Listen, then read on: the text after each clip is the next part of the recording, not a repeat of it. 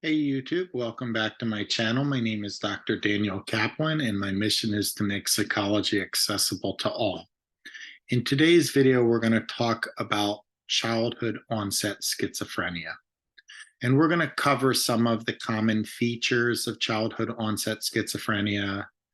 We'll talk a little bit about the course of the condition, some of the risk factors for the development of the condition, or what we call causes or etiology. And then we'll talk about some of the recommended treatment models. I do have another video on schizophrenia and schizophrenia spectrum disorders, but it looks at the condition through the lens of adulthood. So let's get into it. So, childhood onset schizophrenia, which is oftentimes abbreviated as COS, is a form of schizophrenia, but it's far less frequent. It's rarer and typically more severe than traditional schizophrenia. Now, I will say that the condition manifests very similar. It's not a separate disorder per se. It is schizophrenia, but when it's childhood onset, what do we mean? Childhood onset schizophrenia occurs during childhood when the traditional case of schizophrenia oftentimes occurs in late adolescence, early adulthood. That's usually when a person has their first psychotic break. But when it relates to COS, it occurs during childhood. COS also has a key feature where the symptomology is a gradual process rather than a sudden onset. So there are other manifestations of the condition, such as loss of social contact, emotion dysregulation, suspiciousness. All of these things can occur before a psychotic break, and they start to manifest. We also see that the diagnosis of childhood onset schizophrenia has a negative impact on social relationships and academic performance. So let's talk about the criteria, though. There has to be some severe disturbance in sensory functioning or behavior. Now, the typical things we're going to talk about are hallucinations and delusions. These are what's referred to as positive symptoms of schizophrenia. And then we have negative symptoms of schizophrenia, which are cognitively based or socially based. So there will be some disturbance. And I'll explain what I mean by positive and negative shortly. We also see that there is a social and occupational dysfunction. So if childhood onset schizophrenia occurs very early, well, it's going to affect social relationships, friendships, interpersonal functioning. It's also going to affect the child in the classroom. More often than not, the child performs more poorly due to the psychological distress, and in adolescence, it can affect occupational function. Now, because schizophrenia is what's called a chronic condition, we set the parameters that the signs must persist for a minimum of 6 months. And we have to rule out other conditions, things like schizoaffective disorder, which is a combination of schizophrenia with a mood disorder. We also have to rule out it being primarily a mood disorder with psychotic features. Like an example of that might be postpartum depression with psychotic features. So if a teenager gets pregnant, they develop postpartum, and then they develop psychotic features, we wouldn't diagnose that as schizophrenia. So the exclusions or rule outs, we have to be mindful that there are other conditions that look similar to schizophrenia. We also have to pay attention to substances of abuse, right? So people hallucinate when ingesting any number of hallucinogens, whether it be psilocybin or LSD, and so forth, or other medical conditions like severe water dehydration, or let's see another one.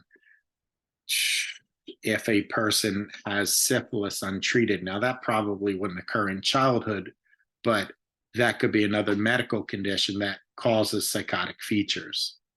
Now, we do also try and see the degree to which the features of autism spectrum disorder look like schizophrenia or vice versa, or some kind of communication disorder. There are connections.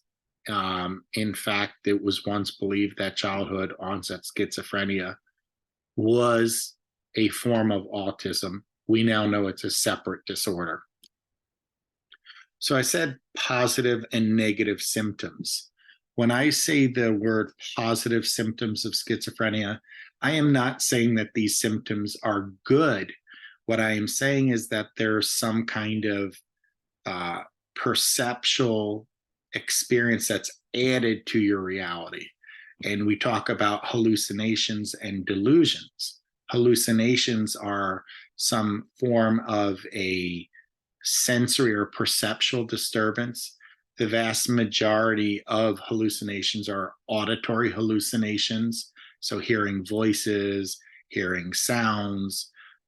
There is a very dangerous form of auditory hallucination called auditory command hallucinations. That's when the child is being directed by an internal voice or a hallucination to do something. And it might be harmful to other people, like push this person in front of a train, or something of that nature. And that's a real concern of ours. In fact, in New York City, there was a whole host of state laws that were passed as a function of a gentleman, I think the last name was Goldstein, who pushed someone in front of a train due to auditory hallucinations. Now, hallucinations can come in other forms. They could be visual hallucinations. That's the second most common, followed by the other senses. We do see, as it relates to hallucinations, 80% of the cases are auditory hallucinations with an onset prior to 11. Now, delusions are false beliefs. So there could be delusions of persecution. People are out to get me. People are plotting against me. There could be delusions of grandeur that could be, I'm some noteworthy individual. I might believe that I'm the King of England or something of that nature. Delusions of reference are hidden messages that we think are out there for us. So hallucinations are sensory disturbances. Delusions are false beliefs. And when we look at the rates of presentation, we see anywhere between 40 to 60% experience some kind of visual hallucination, delusions, and some kind of thought disturbance. Now, negative symptoms, when I use the word negative, I don't mean bad, the same way positive didn't mean good. Negative is something that's absent from this person that should be present. So a reduced speech, or slower thinking, or some kind of motor impairment, or bizarre emotional expression, whether it be apathy or some kind of mood that is inconsistent with what a person's supposed to be feeling. We refer to it as inappropriate affect. So if a person's laughing at a funeral, that doesn't seem to be the right emotional expression and reduced drive. So we talked about the positive symptoms, we talked about the negative symptoms, but schizophrenia also affects our cognition or our thinking. So here's some research. We see difficulty with memory and memory functioning and language functioning, judgment and decision making, things like executive functioning, slower processing speed, inability to take perspective or theory of mind, try and understand other people's intention or what they might be feeling, inability to read facial expressions and tones. And then it's possible to misinterpret something that is neutral as more harmful. And I will share another story of an experience I had related to cognitive deficits and schizophrenia. I was working with a gentleman who was diagnosed with an intellectual disability, and we thought that he also had some form of brain damage. And long story short is I was sitting on the unit of South Beach Psychiatric Center, and I started to hear some bizarre language, which it didn't make sense. It was called word clanging, where he would rhyme words against one another, but it logically was nonsense, right? It didn't, the sentences made no sense. Word clanging might sound like this: the sky is so high that I want to fly before I say goodbye, right? So, if that was poetry, maybe it would make sense. But if a person's saying that and continuously rhyming words and there's no meaningful explanation for that phraseology, it could be word clanging or word rhyming. And I heard this and I brought it to my supervisor, and my supervisor at the time, one of the things that I give him credit for was that he was open to feedback even as an extern. And I told him this, and he said, that's an interesting point. Let's talk to the psychiatrist, see what the psychiatrist says. So the three of us sit down. I present the case, and he says, okay, well, it can't hurt to try putting him on some antipsychotic medication. And that's what we did. And then in about 2 weeks, he started to present more typically. Some of the cognitive deficits appeared to disappear. His whole thought process changed. And I said, maybe we can give him another IQ test. And since the previous IQ test was done months prior, we gave him another IQ test, but it was a different one. So I think they used the Woodcock-Johnson, and I decided to use the Wechsler test. And by administering the test, we discovered the diagnosis was wrong. We discovered that he did not have an intellectual disability, but rather he had schizophrenia.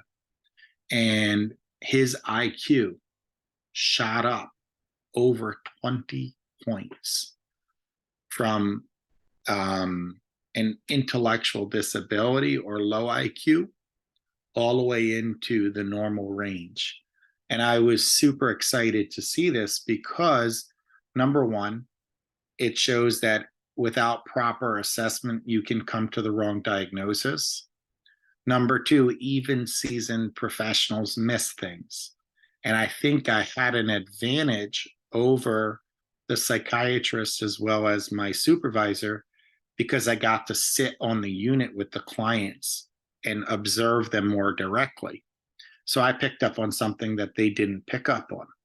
And ultimately, after getting him on the right medication, we were able to discharge him, and we were able to remove a faulty diagnosis from him. But I share that story because the person had schizophrenia, and what they manifested were a lot of cognitive decline or cognitive impairment. So that's why I share it. Now let's talk about the prevalence of childhood onset schizophrenia. It's very, very rare before the age of 12. I said to you, the common scenario of diagnosis of schizophrenia is late adolescence, early adulthood. So you can see that as one progresses from childhood to adolescence, there is more likelihood of there being a psychotic break. But we see the most frequently onset of the condition is in the early 20s, so 22. So that I think that's important because it highlights how rare childhood onset schizophrenia is. And what we estimate is less than 1 out of every 10,000 children. That's huge because in the general population, we estimate it's about 1 out of every 100. So it's 1% of the population. So you could see across the lifespan, the rates of schizophrenia goes up much quicker. Now, we also notice that there are gender differences in the prevalence of childhood onset schizophrenia. In earlier ages, we see boys are diagnosed earlier by roughly 2 to 4 years. And then by adolescence, this difference, it just disappears because earlier detection, you're going to stand alone. But as time passes, it evens out.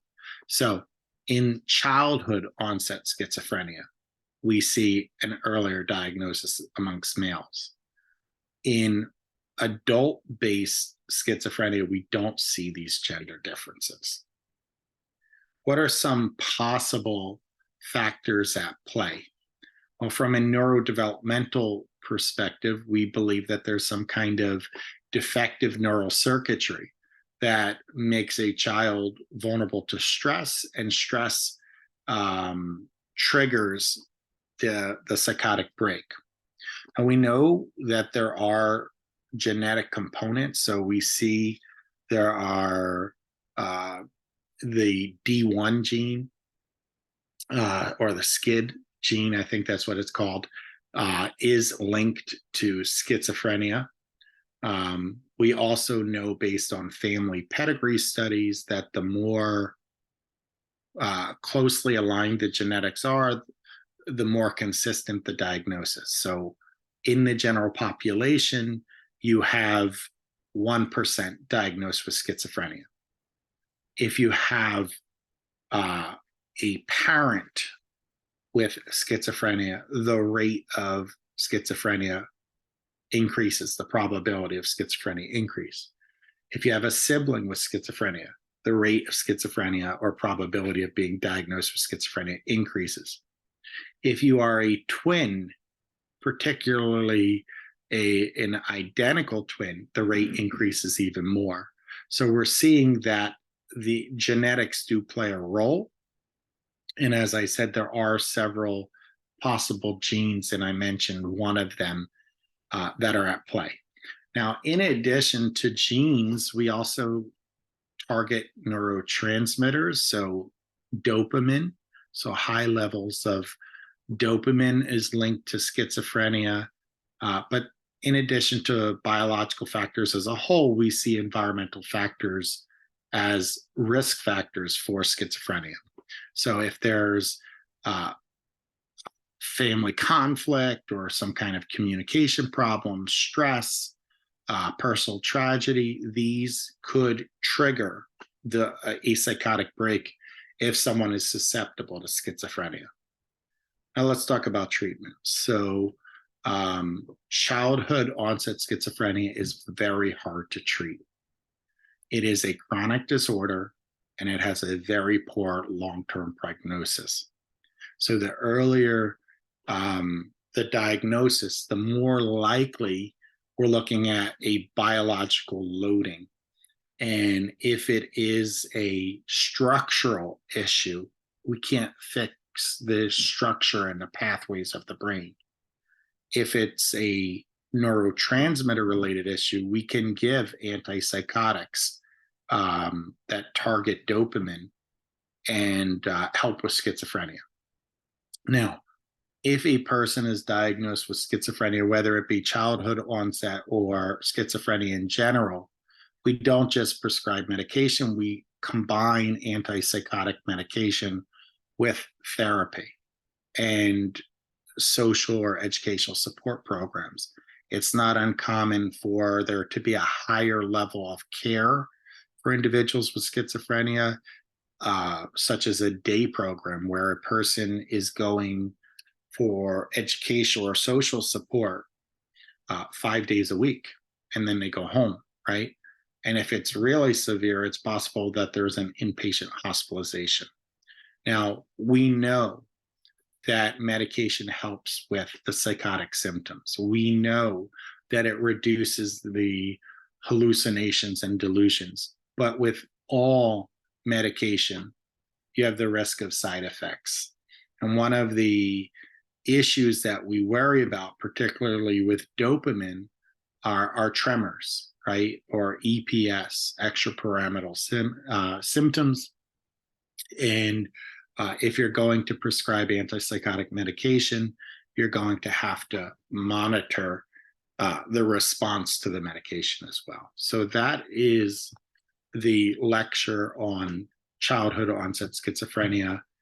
If I were to put it all together, some of the core things I wanted you to get out of it is that the features of the disorder are the same, whether we're looking at schizophrenia in general or childhood onset schizophrenia. So we're going to be looking at whether there are hallucinations, delusions, thought disturbances, etc. The length of time is going to be pretty similar. But some of the notable differences is that childhood onset schizophrenia is actually harder to treat. And the long-term success of treatment is poorer than schizophrenia in general and the treatment of other conditions. So I wanted you to know that. In addition, I also wanted you to have some sense of what some of the biological and environmental triggers of the disorder could be, right? So nature and nurture.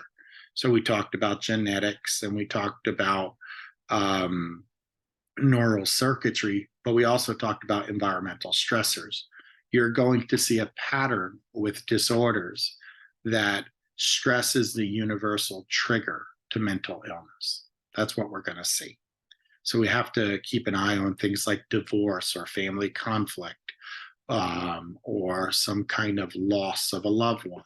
These are significantly distressing, and the inability to cope could manifest as a psychotic break. We also see, whereas schizophrenia in general, there are things we will miss until the psychotic break. So it will feel very sudden. Whereas if we're dealing with childhood onset schizophrenia, it's more of a gradual process and it affects academic and social domains. And in terms of treatment, the last thing I'll say I wanted you to get out of this video is that with schizophrenia, we use a combined model of treatment. It will include at a minimum therapy and medication. So individual therapy and some kind of medication to deal with the psychotic features. But it can also include educational and social support. And that's especially important when we're dealing with children with schizophrenia. But that's the video. I hope you found it meaningful. I hope you learned a lot from it. If you have any questions, feel free to put those in the comment section. I read and respond to all questions that are presented.